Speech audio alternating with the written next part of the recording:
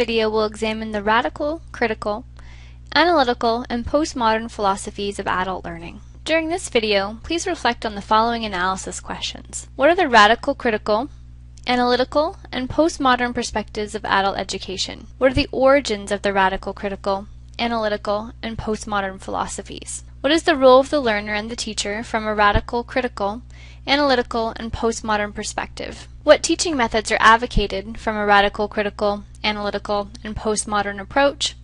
And what are the criticisms of the radical, critical, analytical, and postmodern philosophies? Radical adult education views education as a means for bringing about major political, social, and economic change or reform. The purpose of adult education from a radical perspective is to provide freedom and autonomy to individuals and liberate them from oppressive societies. While most educational philosophies accept societal values, radicalism advocates for profound changes in society. From this perspective, education is viewed as value-laden because it is used to either domesticate or liberate individuals. Whereas humanist education focuses primarily on the development of the individual, radical adult education stresses action for social change and views educators as the instruments for reshaping society. The origins of the radical philosophy are found in the 18th century. However, the modern movement began in the early 1960s through the work of Brazilian educator Paulo Freire, who draws on Marxist thinking, incorporating concepts such as class struggle, alienation of the working class,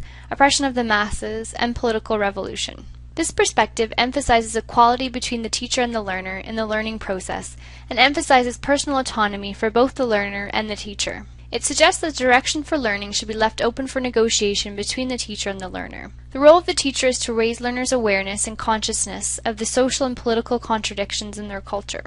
Through the learning process, students learn to free themselves from the ideological and material bindings of oppression, and to uncover and challenge structures that support these forms of domination and disempowerment. The radical perspective advocates for instructional methods that include problem posing and problem identification. It also emphasizes critical pedagogy, which attempts to help learners question and challenge domination and achieve critical consciousness. Some critics find the radical perspective to be too broad-based and eclectic to guide adult education practice. Others find that the methods used to achieve transformation are not realistic in most educational environments. The primary aim of the analytical orientation is the development of rationality, which is assisted by the transmission of educationally worthwhile knowledge. The analytic perspective believes that society and education should not be linked to each other, and that education should be provided in a value-free, unbiased, and neutral manner, without a social, political, or religious agenda. The focus is not on challenging existing knowledge, beliefs, or values,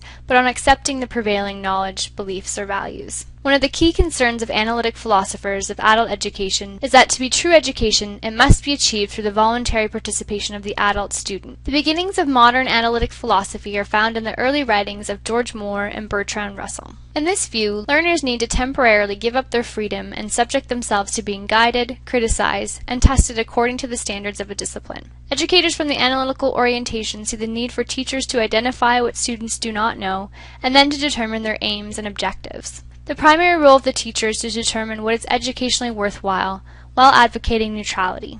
Dialogue through class discussion, guided and directed by the teacher, is considered to be the ideal instructional method from an analytic perspective. Many critics of this philosophical orientation raise the question of whether any education can be neutral or value-free. Postmodern adult education seeks to deconstruct the notions of truth, knowledge, power, and scientific method that underlie the modernist philosophies. Postmodernism is based on the assumption that there is no single truth, but only a variety of individual truths. It can be seen as a worldview characterized by the belief that truth doesn't exist in any objective sense, but is created rather than discovered. Postmodernism therefore challenges all truths, leaving individuals to make up their own value judgments. It's hard to determine the origins of postmodernism because it's not clear exactly when it began. However, it has been influenced by the work of Friedrich Nietzsche, Ludwig Wittgenstein, Karl Popper, and Thomas Kuhn. The postmodern approach to learning is founded upon the assertion that there is not one kind of learner, not one particular goal for learning, not one way in which learning takes place, nor one particular environment where learning occurs. Critics of this philosophy believe that it is too individualistic and not connected to practice in any meaningful way. Please reflect on the following synthesis questions. What is the purpose of adult education from a radical, critical, analytical, and postmodern perspective? What are the similarities and differences between radical, critical, analytical, and postmodernism? Are there elements of these philosophies that resonate with you as an adult educator? And do you agree with the criticisms of these philosophies?